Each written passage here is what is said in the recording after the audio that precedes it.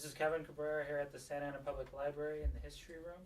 It is Monday, December 23rd, 4:29 p.m. and I'm here conducting an oral history.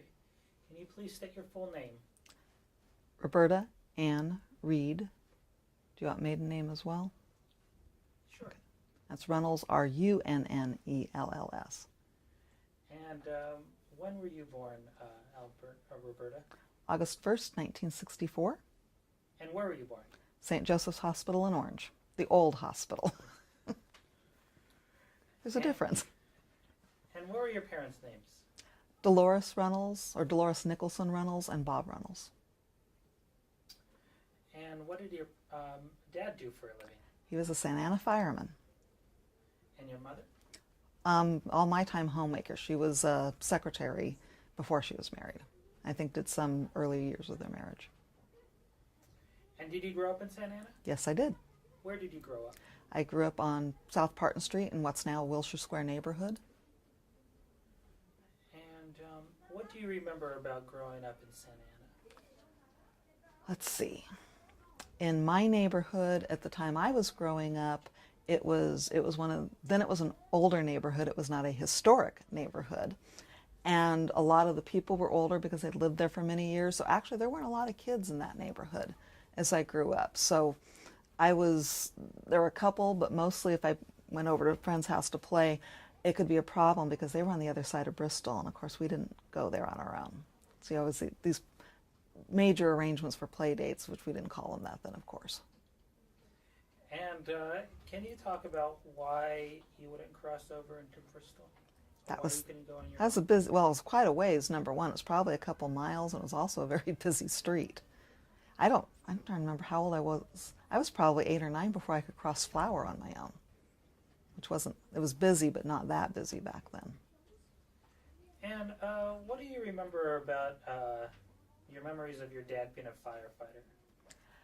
That's actually something that more recently has come up a lot with the opening of the Santa Ana Fire Museum, which the Historical Society is operating within Santa Ana Station 5, because my dad worked in Santa Ana Station 5 for probably almost half of his career before he went on. He went into the hazmat program when they first established it, so he went over to Station 4 at that point.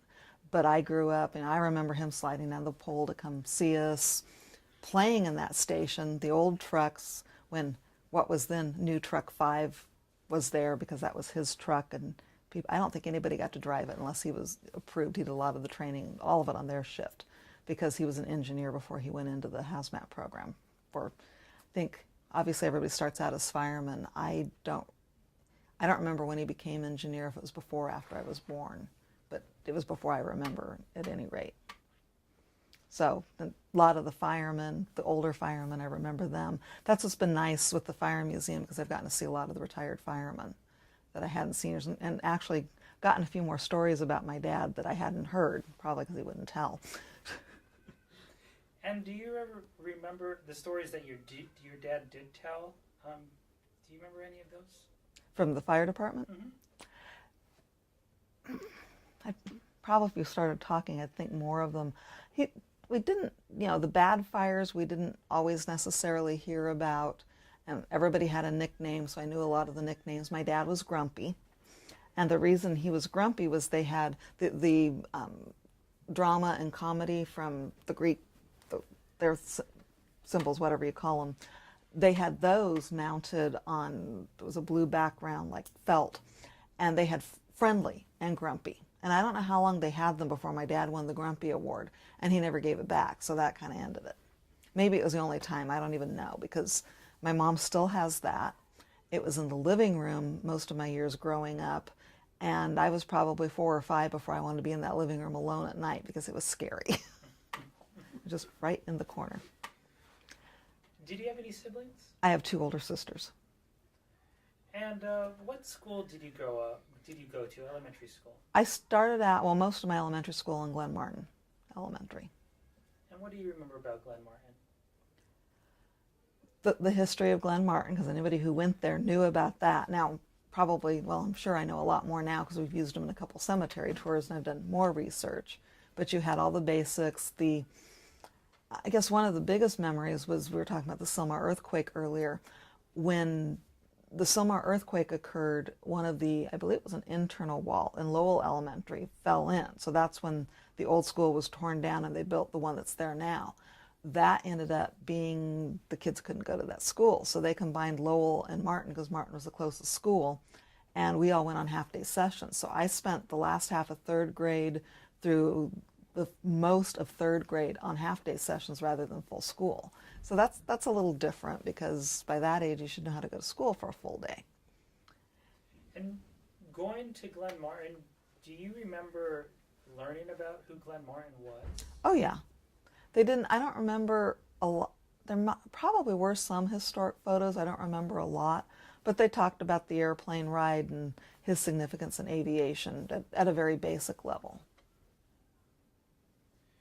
And after Glen Martin, where did you go to junior high? I actually went from there to private school in Huntington Beach. I went to Liberty Christian School from 6th grade till I graduated. But the reason for that kind of has its own Santa Ana history. That was the year before, I guess it was when I was in 4th grade, the 5th and 6th graders both graduated elementary school, because then they were starting in 6th grade, moving them to junior high at that point. The 9th graders, I think all the high schools had 9th grade in them by then, because that happened around 1972. And this would have been 73, 74. So I guess it was kind of around the same time. And so I would have gone to 6th grade in junior high. My mother didn't feel that 6th graders really belonged in junior high maturity level. They did keep, when they started the fundamental schools, those went through 6th grade. But my year in 6th grade was the first year of the fundamental schools, the first fundamental school period. They didn't have the fundamental intermediate schools at that point. And where they are, where they aren't they, the school board was kind of arguing on that. And not knowing for sure, my parents went ahead and enrolled me in private school and just kept me there. Partly because what happens after 6th grade, because there weren't fundamental intermediate schools. And the schools weren't the best then. They're starting, I think, to go downhill. And what school would you have went to? I would have gone to Lathrop Junior High and then Saddleback High School, which was also interesting because my dad and both of my sisters graduated from Santa Ana High. They changed the border the year that my sister, she went to high school as a sophomore. The freshmen and sophomores both went to Santa Ana High the year she went. And they kind of at the last minute changed the borders, and they tried to move everybody down to Saddleback when they had all enrolled in their classes during the end of junior high, and they would have been able to get the classes they needed. So a lot of parents, including my mother, who was very active with the school board back then, protested, to say the least, and then they ended up keeping them over, and then they just moved everybody after that. And what do you remember about going to Liberty Christian in Huntington Beach? Well, there'd be really lots of them, because that's, all the memories of junior high, high school. I'm still friends with many of the people I went to high school with. It was much smaller. I graduated out of class of 28, as opposed to, I know there were probably 300 or so in Santa Ana and Saddleback back in those days, which is still smaller than they are now. There was the 8-mile drive both ways, which meant one of my parents drove me to school. My mom drove me home, brought me home until I could drive. Then I got to do it on my own. So I was driving fairly early because of that trip. It made it easier on them. But it was, we made a lot of close friends, which is obviously, since we're still corresponding, several of us. And were you active in school? Were you in any clubs or sports? We didn't really have clubs so much. I played volleyball in 7th grade, and then after that it wasn't really my cup of tea. But I was on the yearbook committee, the newspaper, and kind of I was editor of the yearbook. We cycled through different people to do editor of the newspaper. It's newsletter for the Historical Society newspaper in high school. And I think I did one school play, speech meets. And growing up as a teenager, were you interested in history, or is that something that came later in life? Yes, but not so much local history. I think a little bit family things, mostly the U.S. history, much more U.S. history than world history. I think the local history came when I moved back into Santa Ana. Plus, I think it really it kind of jumped because after my husband and I were engaged and we found out that his grandparents met in the neighborhood that we were going to be living in, I was living in, and I had grown up in, and I knew some of those relatives. So it really started to tie that in because even though he wasn't from Santa Ana, he actually has Santa Ana roots that go back further than mine. So. And can you talk about those Santa Ana roots that go back? His great-great-grandparents were from Winterset, Iowa. They had come out to California in the early 1890s to Northern California and moved back to Iowa and then moved out to Santa Ana, well, the edges of Santa Ana, because it was down at MacArthur and Greenville, which was, well, it was Gospel Swamp. I don't think Gospel Swamp was even coined as a name at that point in time. That came later. And so some of the kids were actually born there. Some were born when they came there. And the family owned the property there until actually probably a few years after the 1933 earthquake, when a couple of the kids wanted the money out of it, so they all had to sell because nobody had enough money to buy them out. So, but the family was much of the family still in town for many years. And can you talk about your family, when your family arrived in Santa Ana? My dad came with my grandparents and his grandparents, and I think also my grandfather's brother's family in 1941. And they came out. It was not the Dust Bowl that was over, but there was still economic difficulties in Oklahoma, which is where he was from. So, California was the land of prosperity. They came out here. My dad was in the Air Force. He met my mom in Kansas when he was in the Air Force, and she married him, so that's why she came here. And immediately after high school, what did you do? Went to college. Where did you go to college? University of California, Riverside. And what did you study when you were at UC Riverside? I started out in the biomedical sciences program, and after a year changed my major to biochemistry. And kept that one. And why were you so interested in biochemistry? I started out pre-med, and then after I decided I didn't want to do that, then it was okay, now what am I going to do with this? And when I first graduated, I think I was going through that. It wasn't a midlife crisis, I wasn't old enough for it, but trying to figure it out. And actually what I ended up doing, which it's a little unique, but not entirely to have that background, is going into hazmat, environmental health and safety, because by then my dad had gone into the hazmat program with the fire department, and he encouraged me to do that because there were very few women, and there were probably less people, period, in that area with degrees back then. So I went into that pretty early on. And did you know what you wanted to do when you were going to graduate? Did you know what you wanted to do? At the point I graduated, I just wanted to make sure I had a job, because I graduated in 1985 during the recession that maybe wasn't as bad as the latest one, but still, we didn't say when we get a job, and we didn't say we want to make this much money when we get out. We just wanted to have a job when we got out of school. And were you able to find a job when you got out of school? I was working in research in the university, so I continued to do that I actually probably did that through the summer before I moved into a different research job at Loma Linda University. I was at the VA hospital in Loma Linda, but through Loma Linda University. So I did research for, well, let's see, from 1985 until 1990. And what kind of research did you do? It was medical research. The first one I did was soil environmental sciences, but it was still, it's been so long ago, what exactly was I working? Because we weren't working with so much tissue culture then, more what they call HPLC type the technology, high performance liquid chromatography.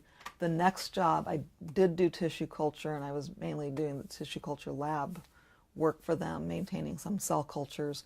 And then the next job, which was also, I was actually working for the VA, but still in the VA hospital. I switched from Loma Linda University. We were doing lipid research, a lot of it having to do with cystic fibrosis. And then I went back to UCR doing research. Oh, no, I take that back. Cystic fibrosis UCR. So it was the lipid research. Actually did some AIDS research early on as well. We actually had an AIDS lab in there and did that. And then I went back to UCR and again tissue culture, but that was more bacteria. because we're doing the cystic fibrosis research.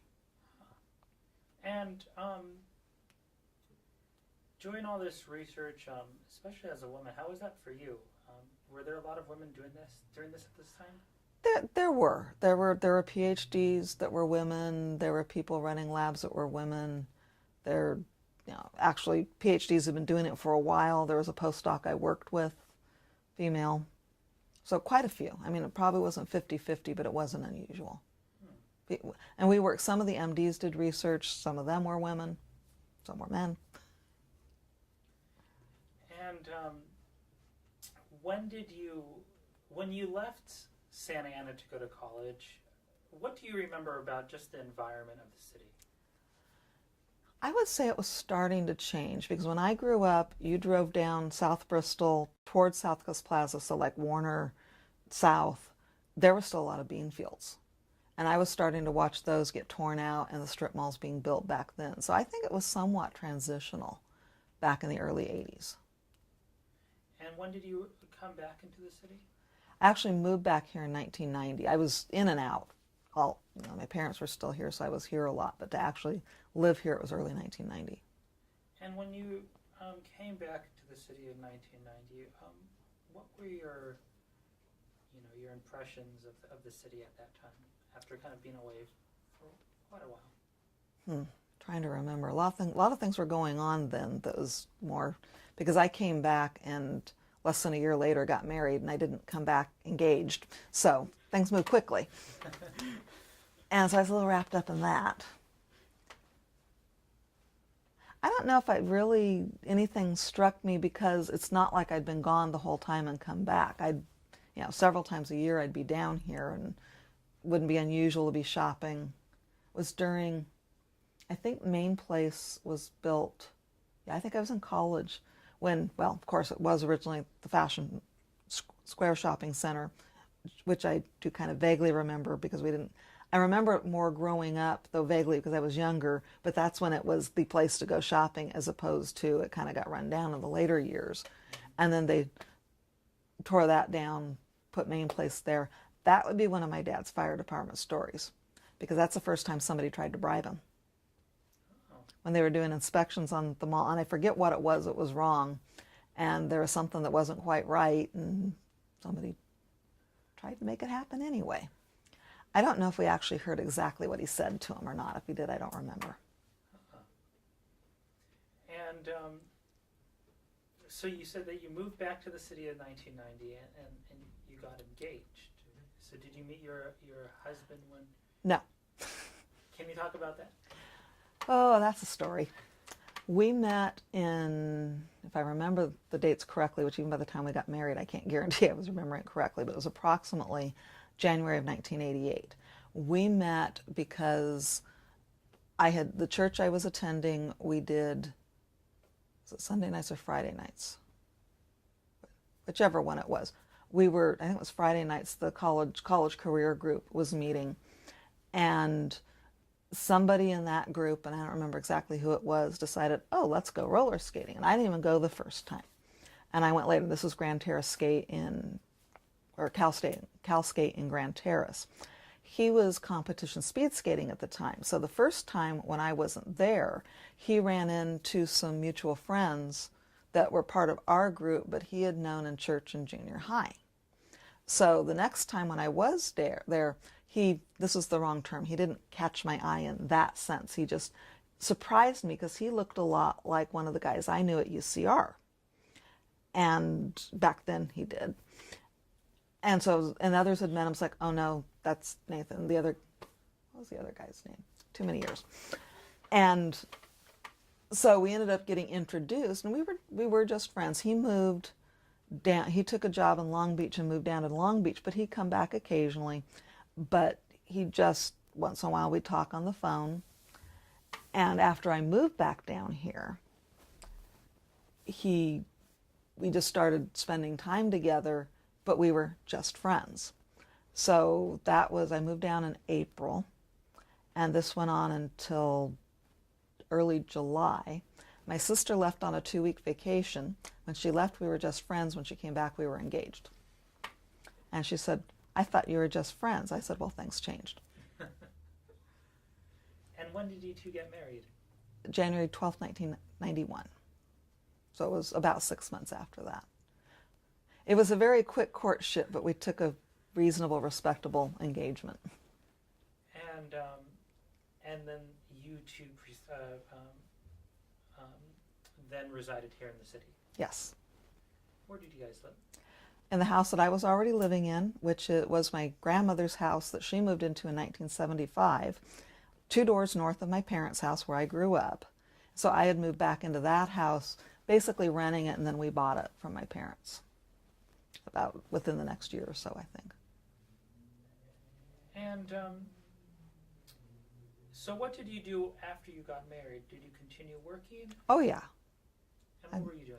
Let's see, when we got married, I was working for the county, doing as an environmental resources specialist. I started there in May of 1990, so not quite a year before we got married.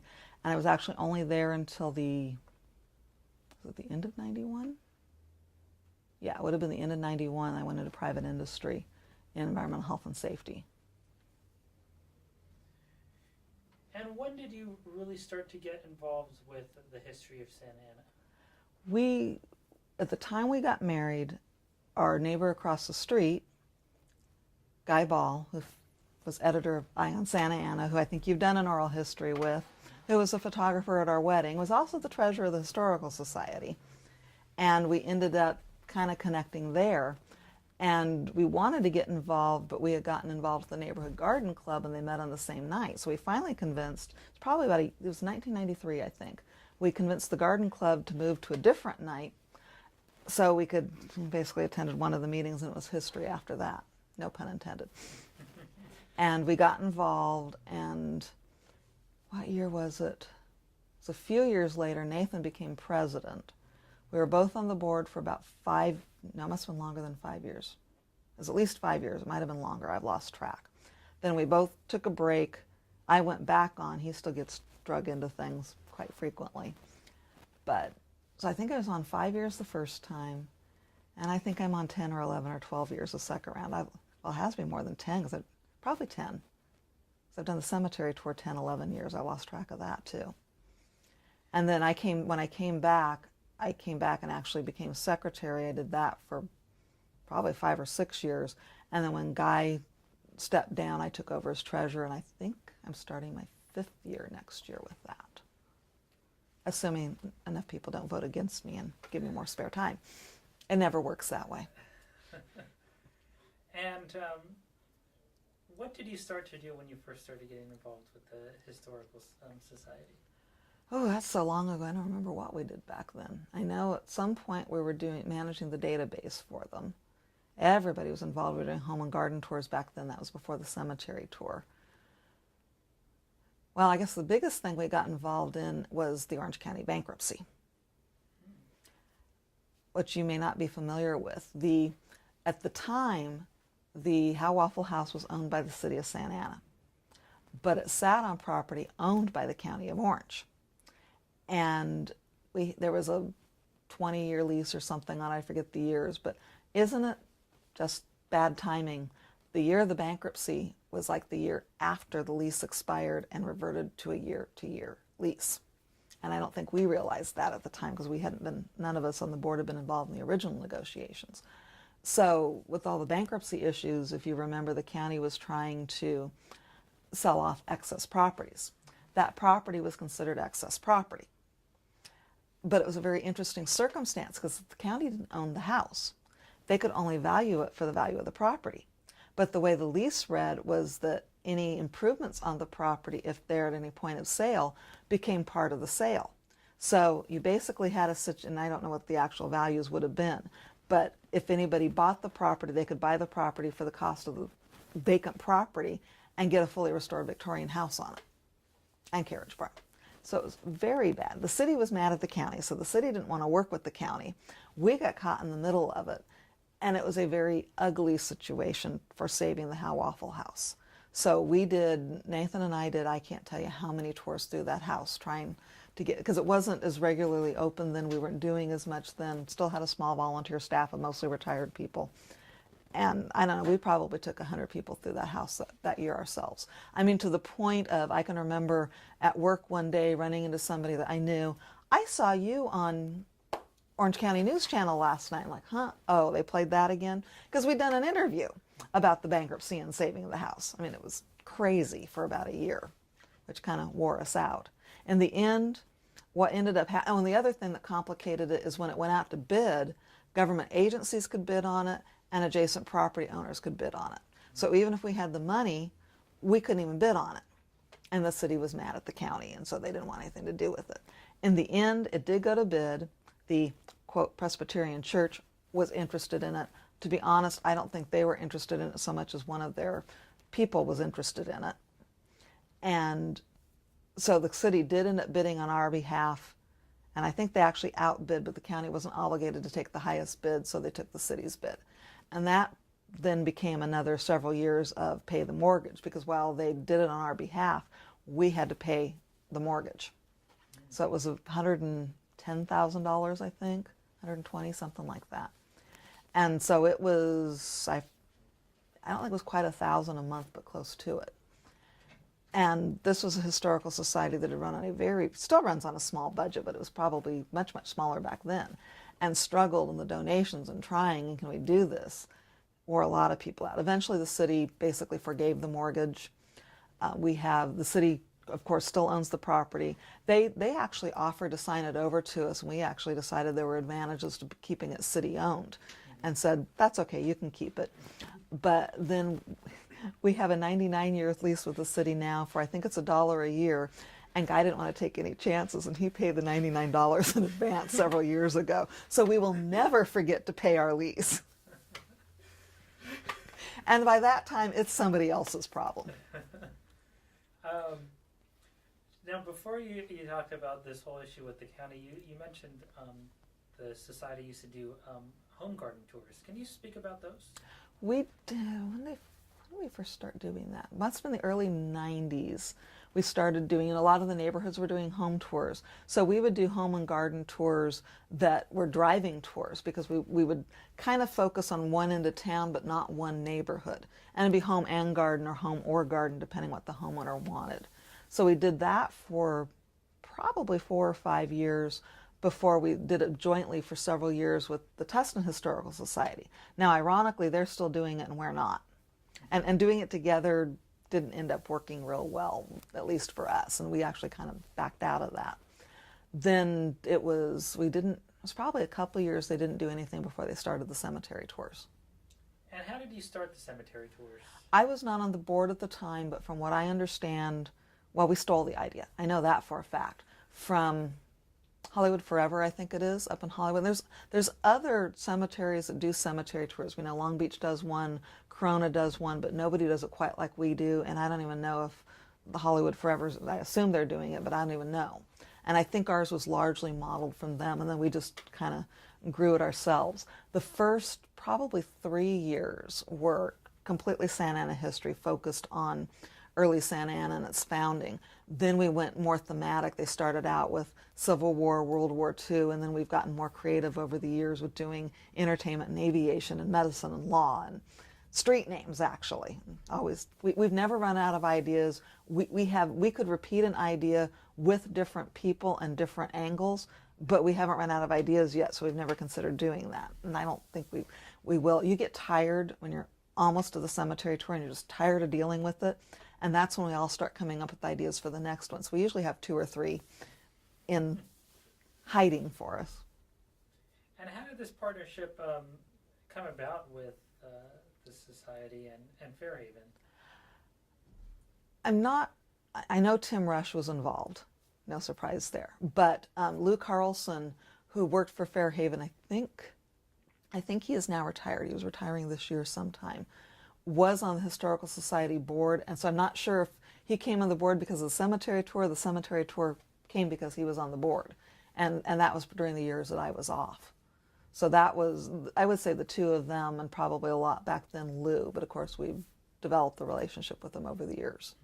Mm-hmm. It's a good advertising for them. Their big deal was they didn't want it to be scary. We do it in October, but it's not meant to be a Halloween event. and there's been a few, I guess, kind of on the edge of ghost things, but that's part of the story. I think I can think of one we did, Modesta Avila, who supposedly her ghost still walks down by the railroad tracks down in San Clemente. That's probably the closest we've gotten to a ghost, because it is truly all history and living history. Now I want to kind of transition a little bit into the history of the city and talk about just the general growth of Santa Ana as a city. Can you speak a little bit about just the early beginnings of the city and kind of how it's kind of grown from there? Yeah, it started, well, of course, William Spurgeon founded the city. There were other people here who had property. I think the Rosses were here before, and there were a few others, which I can't remember exactly who off the top of my head. So he came and bought property with the intent that he wanted a city. And why he picked the area, partly I'm sure because it was a good agricultural area, it was available, land was the right price, that sort of thing. And so he mapped out his original city, which from the basic borders, not huge. It was 4th Street probably was a center, Main Street of course, and it didn't go much, maybe a couple blocks either direction beyond that. And Civic Center, 8th Street back in those days, well, I don't think it was even called 8th Street then, was pretty much the end of town. So he mapped it out, started selling parcels, people came, and city grew and prospered. Anaheim, of course, was here, so there were people here that predated Santa Ana. Tustin founded the city of Tustin, Columbus Tustin, shortly thereafter. So all these cities were growing, the older Orange County cities. And to the point where it was 1867 was when the town was founded, and then it was 1881, if I remember my dates correctly, when it was actually incorporated. And I know that you mentioned that agriculture was really big. That's probably why he founded it. Can you speak about just the early agriculture area and just agriculture in general in Santa Ana? There weren't, I don't think, Anaheim was famous that they had the grapes, not that they did all that well. I don't know, there was little, if any, of that in Santa Ana. I know over the years, there's been walnuts, apricots, the bean fields. Now, some of that wasn't at the beginning. I mean, I don't even know for sure, but I think it was probably more traditional crops what did well. Eventually, the oranges came to Santa Ana as well as Orange County in those early years.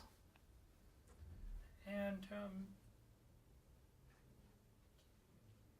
why do you think that Santa Ana, you mentioned Anaheim, Tustin, other surrounding cities, why do you think it was Santa Ana that really kind of became the center and the county seat? Oh, there was a fight for that. Anaheim wanted it, Santa Ana wanted it, and I think it came down to a vote. And as I recall, Santa Ana barely won. And then, of course, Tustin got let out. And, well, I think the railroad kind of, the fight between Santa Ana and Tustin was the railroad. And when Santa Ana got that, that's why Tustin didn't see the growth, which nowadays is probably to their advantage, but they didn't know that back then. Can you talk about the railroads a little bit and how that was an important factor in the development of the city? Well, that would be probably no different than any other city or area where you could more quickly get your crops or whatever your other goods were in and out of town, so that it was much, much more timely. I don't know if it was less expensive or not. I suspect in the long run it was. Things, if you had perishable crops, you can get them across the railroad across the country and sell them, whereas if they're going by covered wagon or even in the later years, cars that weren't going very fast back in those days, it's not going to happen. Things are going to spoil. Mm-hmm. Particularly out here where you're on the edge of the country. And there's not that much really developed in between for several hundred miles. Why can you talk about the what am I trying to say here? I don't know what I'm trying to say.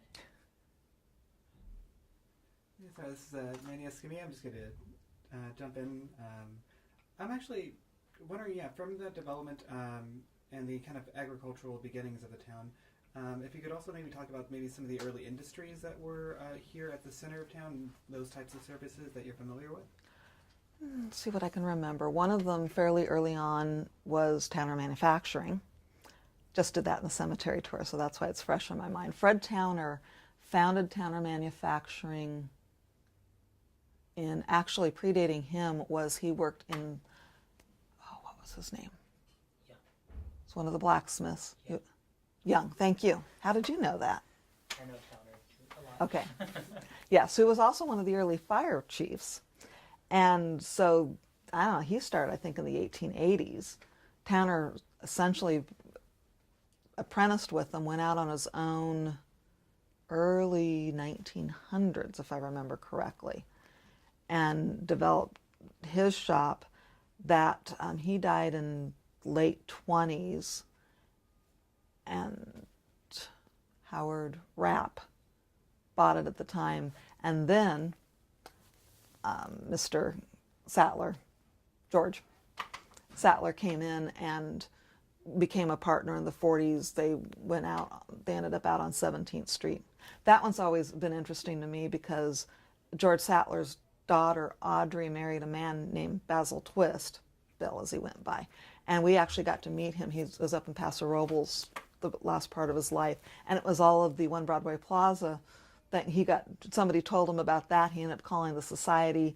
We ended up talking to him. We already had a trip planned up there, and we actually met with them. He actually sent his wife's Santa Ana College yearbooks home with us, and very, very interesting information we got from him. So that one was always kind of near and dear to my heart, which is part of the reason why he got to be in the cemetery tour last year, or they got to be in the cemetery tour.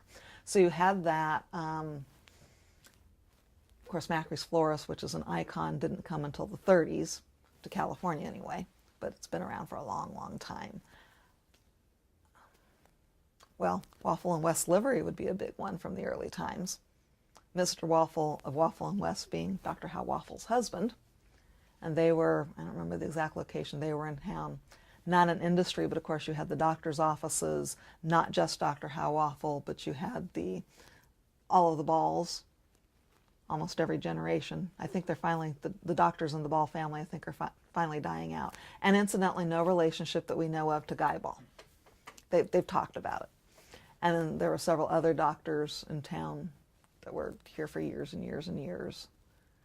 I know as it became more popular, you had the gas stations and the automobile sales, that sort of thing. That obviously came later. And of course, I'm drawing blanks on who the most popular ones were at the time. Lots and lots of photos of those, but I don't happen to jog my memories. Now, could you also talk about just that early transition from being just a purely agricultural region, you're really in this very tiny area, to what maybe some of those major growth periods were in the history of the city? A lot of it, I think, was World War II, because it still was fairly agricultural, even though things were building up, but slowly. And then once World War II hit, I think it was a combination of I think a lot of boys didn't want to come home and be farmers again. And there were so many opportunities people had been given, and they saw there were other things to do. Plus just the industry that moved in the area during the war, because you had all of that aeronautical base, which really was starting before that, thanks to Martin, and not actually Santa Ana, but you had the Boeings and McDonnells and Douglases all in the area. So that really started building up a lot of that industry that just took off, and was needed more, I think, because technology was, I guess, starting to come in its own then. Throughout this interview, you've kind of talked about different incidences where the historical is, in a sense, political, and they're just... and I was just wondering if there were any other kind of things that you're aware of in the city's history where those types of battles have been fought out. I'd have to say the founding of the Historical Society was a big one, because that started with, that was a little bit of city, probably every bit as much county as city, because of that growth, and they were widening streets and development. There was, these old houses aren't important, we're just going to tear these structures down and build something new. And it was Mrs. Walker, Adeline Walker, who finally said, okay, enough is enough. We're going to stop this. And, you can't win every battle. Really what I think was the final straw for her was when the French mansion was torn down for the Buffum's parking lot. Not even the building, just the parking lot, no less. And that was, from what I've seen of photos and some of the artifacts that I have seen from that house, a pretty incredible house. And then the Waffle House starts coming up on the chopping block, so to speak. And that's the one she really went after. I think she knew the doctor, and I think that was part of the catalyst too. So the society was founded, and it was all about saving the house back then. So, with that early success of saving the house, what priorities or other preservation priorities did the society have from that point forward? At that time, everything was entirely focused on that house because it was very controversial and probably adversarial to really the city and the county working in the end with the society, but there were agreements, and one of them was, okay, the house was moved in 1974, or the society was founded in 74, the house was moved, I think, actually in 75, and they had 10 years to do the restoration. And that was earn the money, get all the materials, which you didn't have muffs down in Old Town Orange and some of the mail order things you have now. They had to come up with things or just plain recreate them themselves and get all this done. Plus, of course, it needed all the plumbing, the wiring, since it was moved. And that was their complete focus then. What was interesting for many years after that, and it wasn't city politics, it was probably historical society politics. There was a philosophy in a lot of the early people where, okay, we've restored this, we're going to protect this, we don't want anybody in here. And so there weren't typically tours early on. There certainly weren't open houses like we do now. And when we got involved, that wasn't the philosophy, but we were still just coming out of that philosophy and what do we do and how do we make this happen? Because really by the time we got involved, it was maybe 7 years after the restoration had been complete. So as we've moved on, we're a small group. A lot of us work, and they're the ones that pay us, so we kind of have to focus on that a lot of the time. And we're all not as young as we used to be. That doesn't help matters either. And the funds are very limited, so in a lot of ways, we have to pick our battles. We try to influence, but we're not really equipped to take on the big battles. Particularly, we're still running and maintaining the house. We're still doing our cemetery tours. And now we have a fire museum that we're running and trying to grow and get the interest in it, which I think is actually pretty strong from a visitor standpoint. I mean, it's not like we're having hundreds and hundreds of people when we have an open house, but we're getting people, and we're getting people from a distance. What we need now is the volunteers we're still transitioning that it was like a private fireman-run museum to now they have to deal with all the legalities of a nonprofit organization and teaching and getting them to understand that, and also getting the volunteer base set up. So we give advice where we can, because we've helped where we could, and certainly will comment on situations like the Sexlinger Orchard, for example. But running our major event in 2 museums is about all the bandwidth we have right now, I think, with a pretty small group. Because really, you've got a dozen people probably who are the active people really making things happen in that society. And some people come in for a short period of time to help out, but the ongoing group is really just a pretty small group. Yeah, and you're talking about just like the dedication, how much influence, how much of an impact individuals can make and really drive a process forward.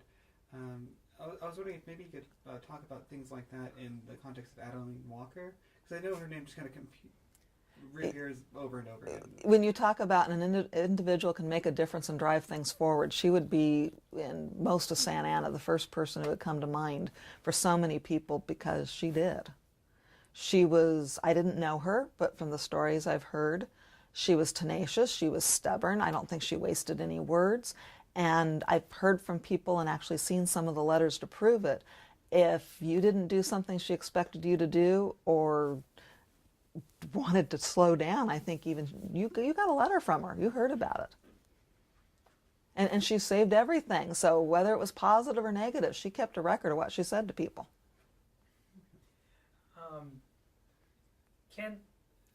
There's been some really kind of important dates that have happened throughout the history of Santa Ana.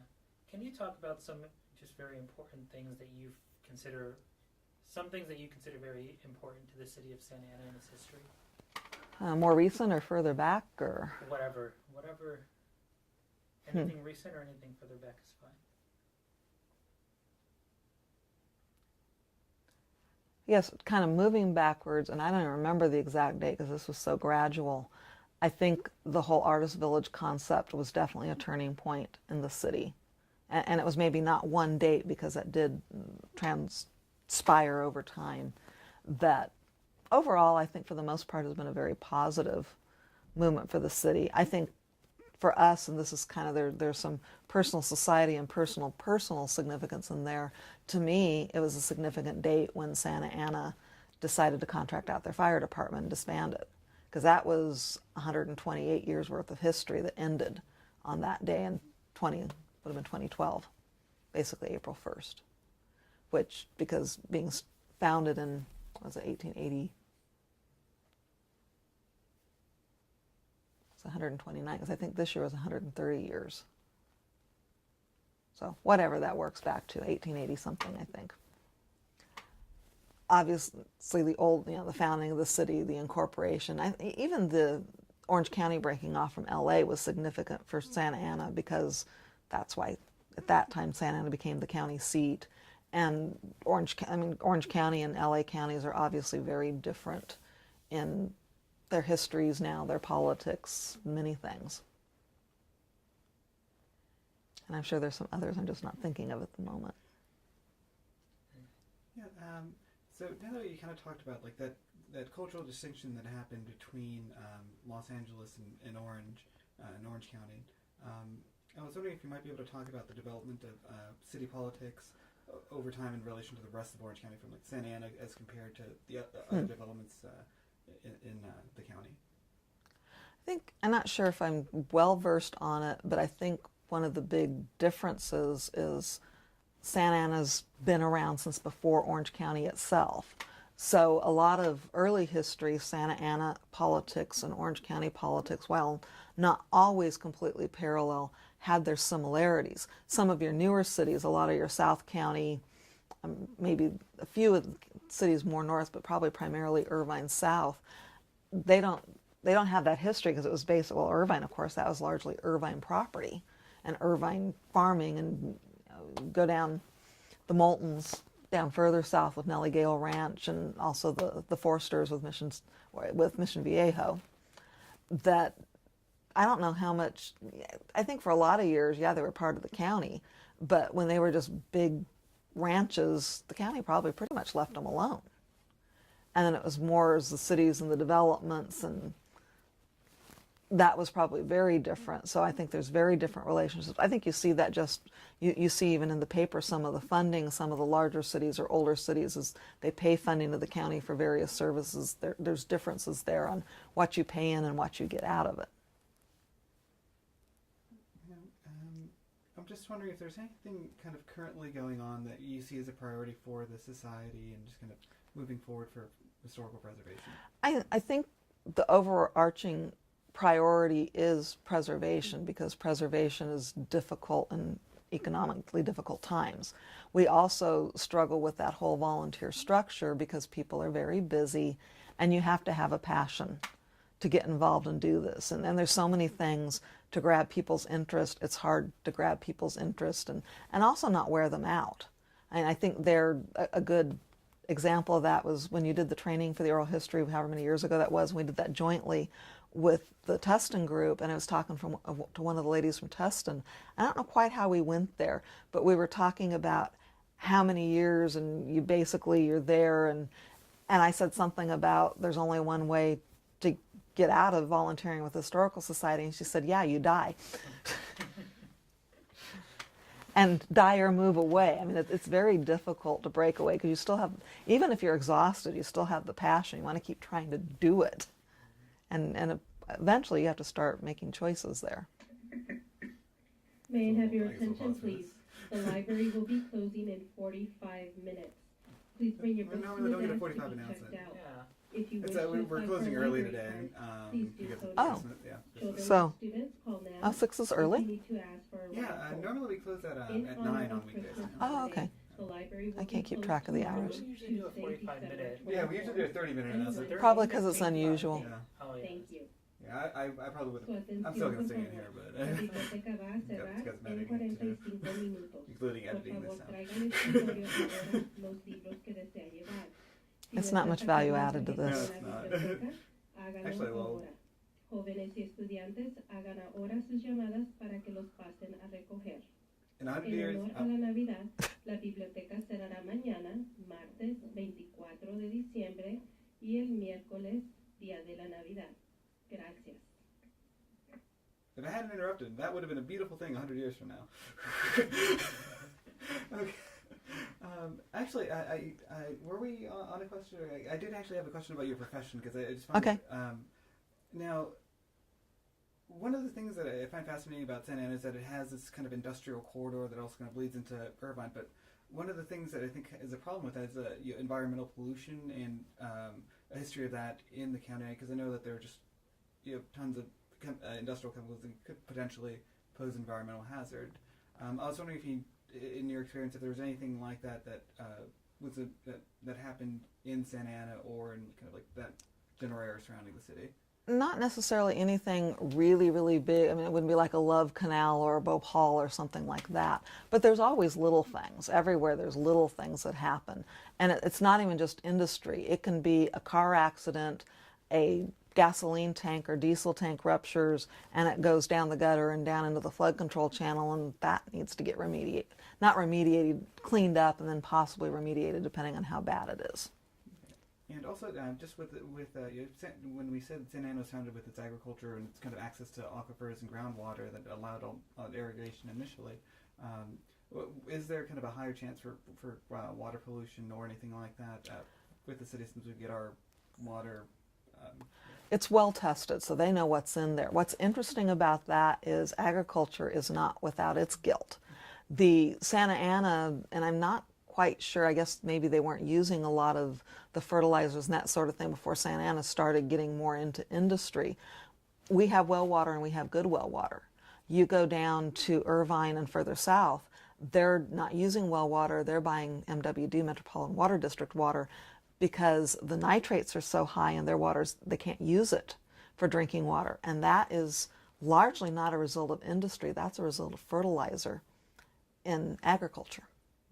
And would that have been at a different time period then? So I think it was, I'm guessing it was later since it wasn't a problem in Santa Ana, but you think about it, there was agriculture a lot longer for, even up until 20, 30 years ago down there, that we didn't see much of that here. So, and certainly there's always the risk, and that's, obviously you have regulations that hopefully help control that. And I think it's different now. It wasn't a big deal. It was legal to dump things in the creek or wherever back 40, 50, 60 years ago that you wouldn't do now. Even I work in a facility in Riverside County, but that was built in 1948, and we've got everything controlled, but just some of the difficulties of how we do some things is because of the way they designed that building 65 years ago. Because we wouldn't do it that way now, but now we got to figure out how to work around that as a result, or redo it in some cases. And of course back then, I have baghouses, scrubbers, all sorts of things on site to control dust. You didn't control it back then. So it's very different, and I'd like to think, I'm not saying there aren't bad actors out there, because there definitely are, but for the most part, industry does want to do the right thing, and most of your business owners are going to try to, and a lot of your big business goes far over and above what's required. And I guess also to transition into another topic, I remember that you said that you came back to the city around 1991? 1990. 1990. And at that point, from what I understand, the crime statistics and essentially the murder rate and homicide rate in the city was almost peaking at that time. Yeah, I think it was. But going back to your Rate Street, where this all started out, and not just Rate Street, Minnie Street and some of the others, a lot of the crime was pretty concentrated. Gang situations were bad, but they were mostly, not entirely, mostly in a concentrated area. And so downtown's probably safer now than it was then. I don't know if I ever felt particularly unsafe downtown. I've never felt unsafe in my neighborhood, in spite of, and it was probably around that time I can remember walking out, I think I was either getting out of the car or getting into the car, and this guy ends up in my driveway, and he's like, I'm with PD on gang detail. And he couldn't flash a badge. So to this day, I'm assuming he was telling the truth. I don't know. He says, just pretend you know me and talk to me. I'm watching some people over there. So they happen. I mean, we've had drug busts in our neighborhood, but it's rare. And sometimes it's just we're the neighborhood they picked to drive through, and things happen. And like you say, it was a lot gang related, so it was, I hate to say it, to a large degree them killing each other, as opposed to the people who were being killed, for the most part, weren't completely innocent themselves. But yeah, it's definitely gotten better. But I think it wasn't good for the city for sure, and it needed to be dealt with, but it's not like the whole city was that way. Do you remember, you mentioned how, you kind of felt safe in downtown, and it was these areas of concentration that was kind of on the outside of, like outside skirts that you would consider this? Probably outskirts of downtown, not always outskirts of the city. Because it would be the Wright Street area, a lot of, on the other end, French Park is much improved from what it used to be. It was, I think it did have a long time ago, have its problems with gangs. Now, of course, they struggle somewhat with the homeless, but I don't think so much gangs. Logan probably had some of it. And probably was on the edge of town, on the west side of town. Now that one was starting years ago, though. My parents moved out of that area into what's now Wilshire Square before I was born, because the neighborhood wasn't in such great shape. Did they ever talk about that? Yeah, my sisters have talked about it some too. Do you remember anything that they talk about specifically about that area? It was, I don't know if they remember gangs so much. It was, the neighborhood was changing, and I don't know how white it was even for the most time they were there. And it wasn't, I'm trying to say this in a way that it doesn't sound prejudicial, because there were concerns. There were a lot of black families there, and one of them was a good friend of my mom's, and for years they stayed in contact with each other. I think she's been dead several years now, but they were good friends. And so it wasn't that, but there were the good families, and the not so good families were starting to move in, I think. And that was, and what year do you remember exactly what year they moved? They moved in 63. 63, okay. They had bad timing where I was concerned. They moved in a house where my sisters could both have their own bedroom, and that lasted for about a year.